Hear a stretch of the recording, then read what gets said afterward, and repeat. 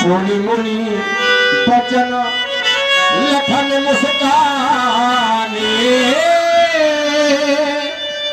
बोले परसो घर ही अपमाने मुस्कान। धनुष तोड़ने वाले के विरोध में परशुराम जी महाराज का वक्तव्य तो कह रहे हैं धनुष तोड़ने वाला मेरा शत्रु है और यदि वो शत्रु मिला नहीं तो करेंगे ये कि सो बिलगाऊ बिहाई समाजा और नत मारे चाहिए सब। धनुष तोड़ने वाला नहीं मिला तो समस्या राजाओं के लिए है और उनमें भी एक दो राजा नहीं बल्कि नत मारे चाहिए सब, सभी राजा मारे जाएंगे। मैं विचार यह करने लगा कि यह धनुष भगवान शंकर जी का था जो टूट गया है।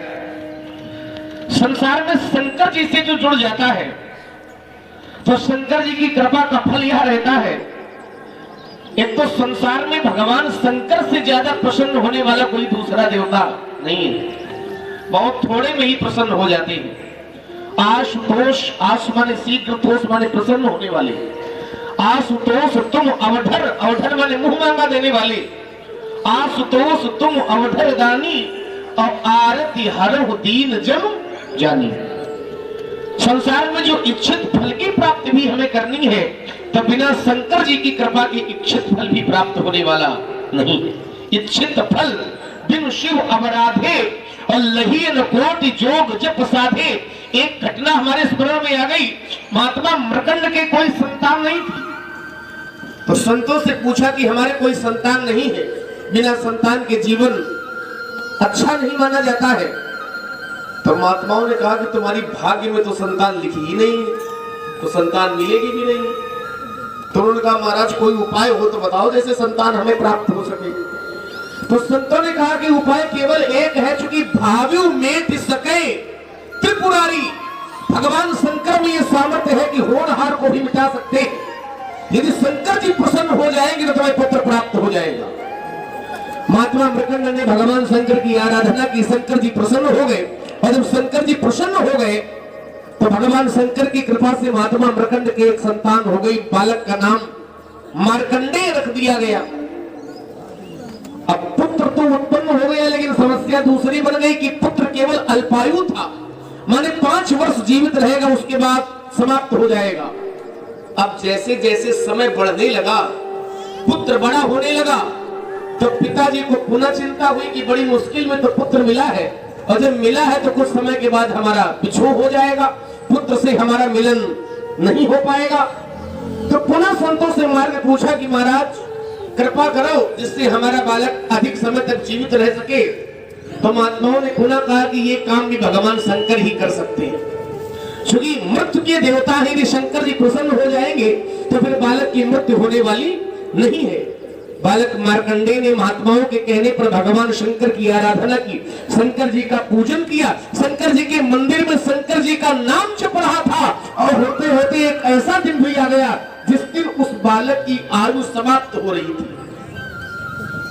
मृत्यु के देवता यमराज आए, यमराज माने काल, बालक के प्राणों को लेने आए, लेकिन काल को भी उल्टे पैर वापस लौटना पड़ा। काल प्राण लेने में सफल नहीं हो पाए। क्यों?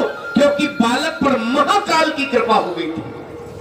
काल भी बालक का बाल बांका नहीं कर पाया, क्योंकि बालक पर महाकाल भगवान शंकर जी की कृपा हो गई थी। तो मैं विचार यह करने लगा कि जब बालक पर शंकर जी की कृपा हो गई, चूंकि बालक शंकर जी से जुड़ गया था, शंकर जी के प्रति समर्पित हो गया था, तो जब बालक पर शंकर जी की कृपा हो गई तो यमराज भी बालक का बाल बांका नहीं कर पाए। तो धनुष तो भैया ये जीवन भर शंकर जी से जुड़ा रहा था, धनुष तो जीवन भर शंकर जी के प्रति समर्पित रहा।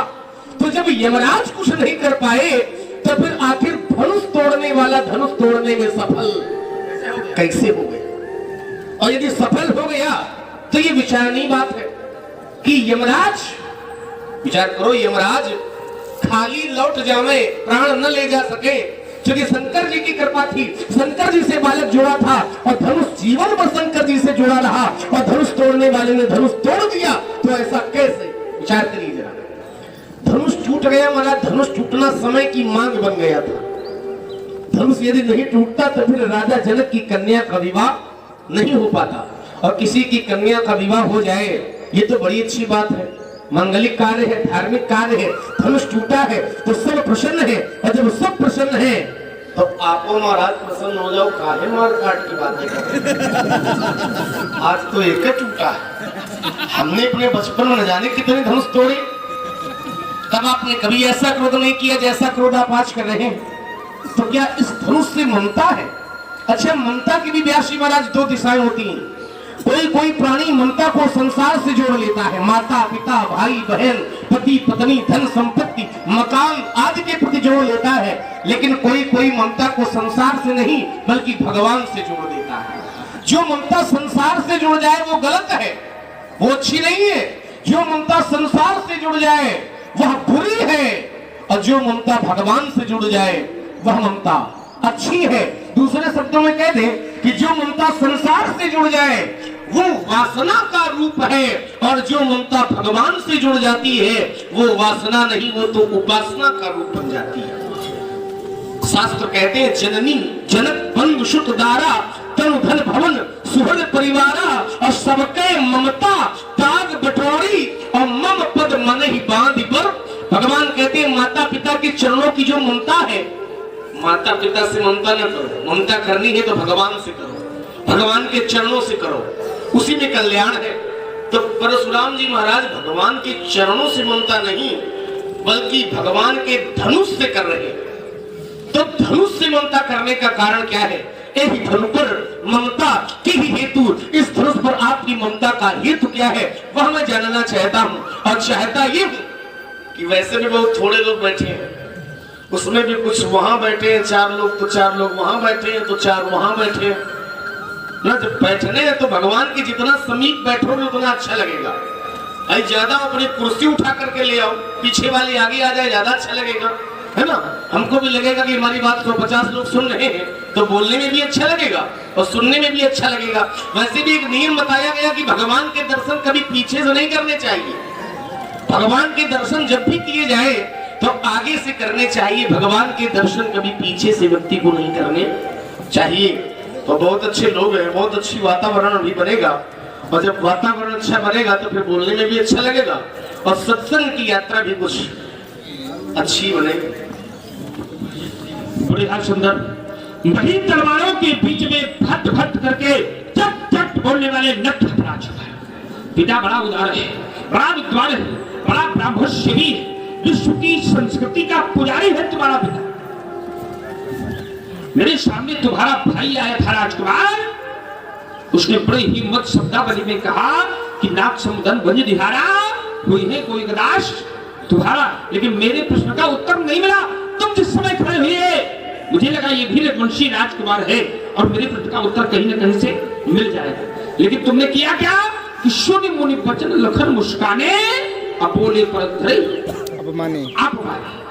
आचार्यों के घर में पले हो, आचार्य वशिष्ठ की पाठशाला में पढ़ते रहे हो, अरे कम से कम समाज में बोलना तो सीख लिया गया। ये संसार की मर्यादाएं हैं राजकुमार, संसार समाप्त हो जाए कोई स्थिति नहीं। अगर घर में, पास में, पड़ोस में, समाज में अगर मर्यादा और संस्कार नहीं होंगे तो क्या वहां का महत्व होगा? और थोड़ा जोर से बोलो ताकि ये बालक सुन ले। ये पूरा का पूरा संसार मर्यादाओं पर ही आधारित है और मर्यादाओं पर चल रहा है। संसार समाप्त हो जाए राजकुमार कोई अस्तित्व नहीं, लेकिन अगर मर्यादा संस्कार नहीं रहेगा तो कोई तात्पर्य नहीं बचेगा। मर्यादा जाती संसार। लक्ष्मण कुमार के वचनों पर मैं विचार करने लगा, बोले आपने घोषणा कर दिया धनुष टूटने पर कि न तुम्हारी जिह्वा से राजा। कारण ये है कि तात्पर्य विशेषता ये है कि ये जो कार्य किया गया तो हमारी दृष्टि में वो अनुचित कार्य किया गया, और लक्ष्मण की दृष्टि में हो सकता है शायद उचित हो। जो कार्य अपने अनुकूल न हो तो वो कार्य कभी अच्छा नहीं होता है। तो तात्पर्य यह है लक्ष्मण लक्ष्मण कुमार ने कहा कि मैंने एक कथानक में बड़ा अच्छा दृष्टांत दिया, और दृष्टांत में दिया एक राजा था, उसकी संतान नहीं हो रही थी, फिर संतों के पास गए, भगवान शंकर की शरण में गए, और इतना सब कुछ होने के तदोपरांत बाद एक पुत्र प्राप्त हुआ, उसका नाम हुआ मार्कांडेय।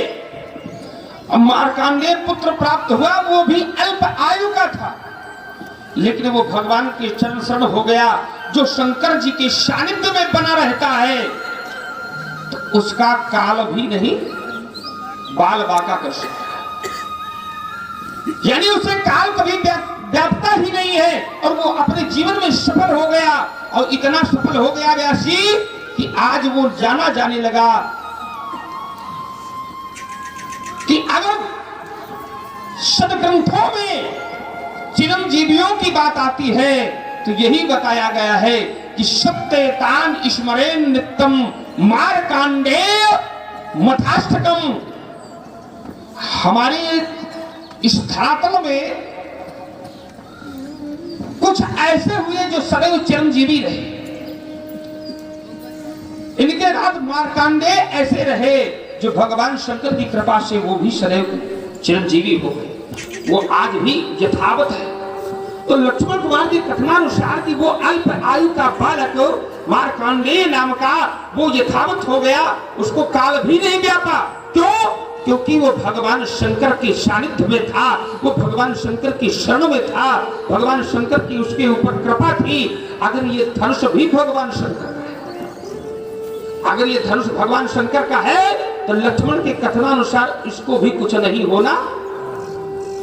अच्छा ईमानदारी से बताइएगा, धनुष भगवान शंकर का है तो क्या धनुष अपने मन से टूटा है कि तोड़ा गया है? टूटा तो है नहीं, वो तोड़ा गया।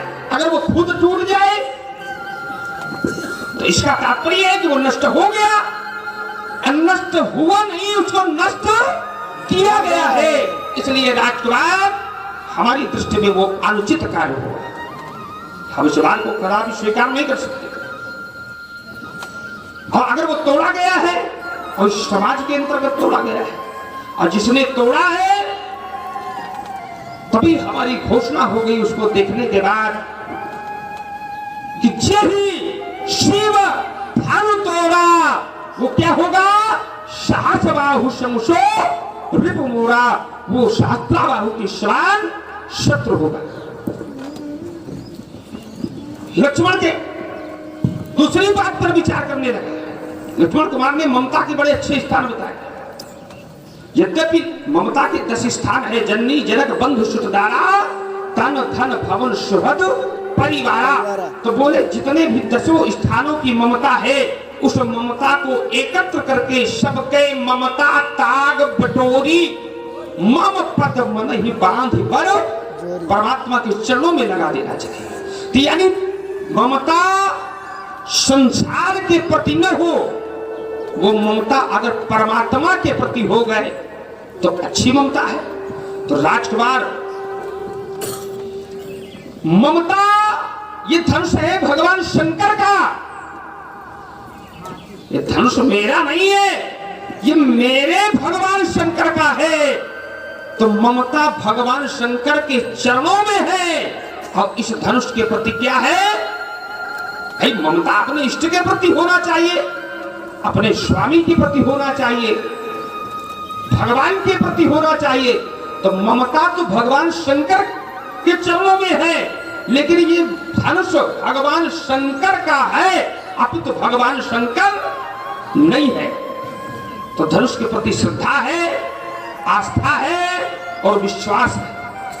अगर श्रद्धा का कभी किसी का अगर हृदयाघात किया जाए, अगर मान लीजिए किसी का हृदयघात कर दिया जाए तो क्या होगा? क्या वहां पर प्रेम होगा कि क्रोध होगा? किसी के श्रद्धा का खंडन कर दिया जाए तो वहां पर क्रोध होगा। इसलिए राजकुमार ये जो कार्य है वो हमारे अनुकूल नहीं, प्रतिकूल है, उचित नहीं, ये हमारी दृष्टि में अनुचित है। और ममता इस पर नहीं है, धनुष पर नहीं है। ये धनुष जिसका है उन पर ममता है। इसलिए रे राजा के लड़के दैन पालक कालवश बोल तुही न सभार और धर ही शम त्रिपुरार धन विद्युत सकल सच।